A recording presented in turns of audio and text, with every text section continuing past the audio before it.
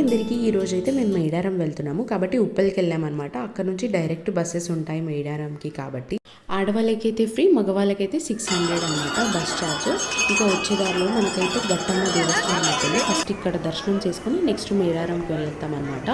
Around ఇక్కడ నుంచి 48 kilometres ఉంటుంది మేడారం. ఇంకా మేము మేడారం దర్శనం అయ్యాక మేడారంకి వెళ్ళి మేడారంలో దిగిన తర్వాత ఫస్ట్ సమ్మక్క కొడుకైన జంపన్న దగ్గరికి వెళ్ళి జంపన్న దర్శనం తీసుకొని జంపన్న వాగులో స్నానాలు ఇట్లా చేసి తర్వాత మేమైతే మళ్ళీ మేడారం దర్శనంకి అయితే వెళ్ళిపోయాము.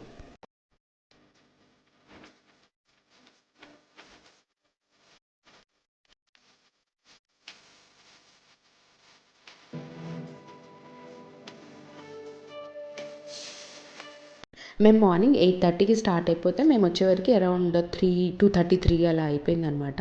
ఇంకా అప్పటికి ఇంకా సమ్మక్కని చిలుకల గుట్ట నుంచి తీసుకొని రాలేదు. మేము కావాలని ఇలా సెట్ చేసుకున్నాం అనమాట ఈవినింగ్ అని. ఎందుకనంటే సమ్మక్క వచ్చే వైబ్ చాలా అంటే చాలా బాగుంది. అసలు లైవ్లో చూస్తుంటే ఒక గూస్ బంప్స్ అనమాట. చాలా పబ్లిక్ ఉండే. ఇంకా మేము ఇప్పుడు జాతర అయితే 28, 29, 30, 31 4 డేస్ జరుగుతుంది కదా. మేమైతే సెకండ్ డేకి అయితే వెళ్ళాము. ఫస్ట్ డే రోజు అయితే సారలమ్మ, గోవిందరాజు, పగడిందరాజు దర్శనం గద్దె మీద అయితే దర్శనం ఇస్తారు. ఇంకా మేము సెకండ్ డే వెళ్ళాం కాబట్టి అప్పటికైనా ఇంకా ఆ రోజు సమ్మక్క వస్తుంది కాబట్టి ఇంక ఎక్కువ ఉండే అనమాట. అందరూ అదే చెప్పారు, కొన్ని లక్షల మంది ఉండే అని. ఎందుకనంటే 2 సంవత్సరాలకు వచ్చే జాతర, అది కూడా చాలా మంచిగా అసలు మన ఎదురుగా అమ్మవారు ఉన్నంత బాగుంటుంది అసలు వైబ్ అయితే. ఇంకా అమ్మ కూడా చాలా పవర్ఫుల్ కాబట్టి చాలామంది జనాలు ఇంకా ఇక్కడ బెల్లాన్ని బంగారంతో కొలుస్తారు. చాలా బాగా అనిపించింది నాకు. సమ్మక్క సారక్క జాతర అంటే చిన్నప్పటి మెమొరీ ఉంది అనమాట. అప్పుడు మేము మా ఫ్యామిలీ, మమ్మీ డాడీ అందరం కలిసి వెళ్ళినప్పుడు మేము అప్పుడు ఇంకా డెవలప్ కాలేదు కాబట్టి 14 కిలోమీటర్లు 14 కిలోమీటర్స్ నడుచుకుంటూ మేము వెళ్ళామంట. అసలు మా అమ్మ వాళ్ళు అయితే ఎప్పుడు అదే అంటుండే. ఇంకా ఇప్పుడైతే చాలా డెవలప్ అయింది ఆర్చ్ అవంతా. ఇంకా మా అమ్మ చిలుకల గుట్ట నుంచి వచ్చే దారిలో అందరూ ఇలా ఆటలను కోసి కోళ్ళను కోసి ముగ్గులు వేయడం ఎంత బాగా అనిపించిందో నాకైతే అమ్మ వచ్చే దారిలో. ఎందుకు అనేసానంటే వాళ్ళ మొక్కులు చెల్లించుకున్నారు. ఈ విధంగా ముగ్గులు అయితే చాలా బాగుంటాయి, నాకైతే చాలా నచ్చినాయి. ఇట్లా అమ్మ వాళ్ళ రూపాలే ఇట్లా దిద్దినట్టు అనిపించింది. నాకైతే ఈ ముగ్గు అయితే చాలా బాగా అనిపించింది. మీకు ఎట్లా అనిపించిందో నాకు కింద కమెంట్ చేయండి. ఈ ముగ్గు నాకైతే బాగా నచ్చింది, అన్నిటికన్నా ఈ ముగ్గు బాగా అనిపించింది. మీకు ఎలా అనిపించింది?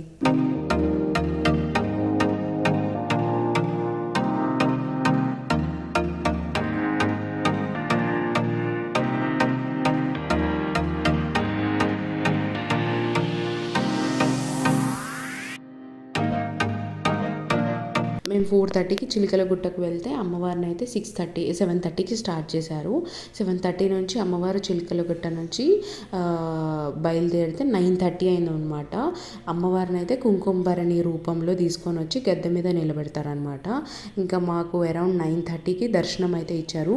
అసలు ఎంత పబ్లిక్ కాబట్టి ఇట్లా బందోబస్తుకు ఆల్మోస్ట్ ఒక 4-5 రౌండ్స్ వరకు నిలబడ్డారనమాట. ఆర్మీ వాళ్ళు, అక్కడ ఉన్న వాళ్ళు అందరూ కలిసి. ఎందుకనంటే ఎవరికి ఏ ఇబ్బంది కావద్దని. కానీ చాలా తొక్కిసలాట అయితే అయ్యిందని చెప్పుకోవచ్చు.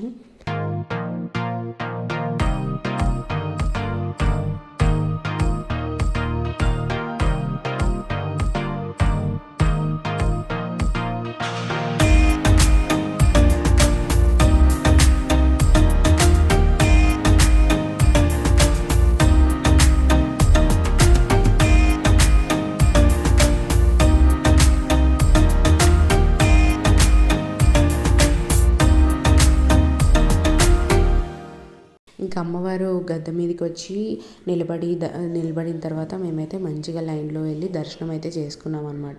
దర్శనం చేసుకున్న వెంటనే మేమైతే రిటర్న్ బస్లో వచ్చేసాము. 9:30కి దర్శనం అయిపోయింది. ఇంకా చాలామంది శివశక్తులు ఉండే అక్కడ. ఇంకా 9:30కి మేమైతే దర్శనం చేసుకొని బయటికి అయితే వచ్చేసామన్నమాట. ఎందుకంటే 24 hours బస్సెస్ కాబట్టి మీరు వెంటనే కూడా రిటర్న్ అయిపోవచ్చు. మేము ముందు రోజు 8:30కి స్టార్ట్ అయిపోతే నెక్స్ట్ డే రోజు 8:30 వరకు మేము హైదరాబాద్ అయితే వచ్చేసాము.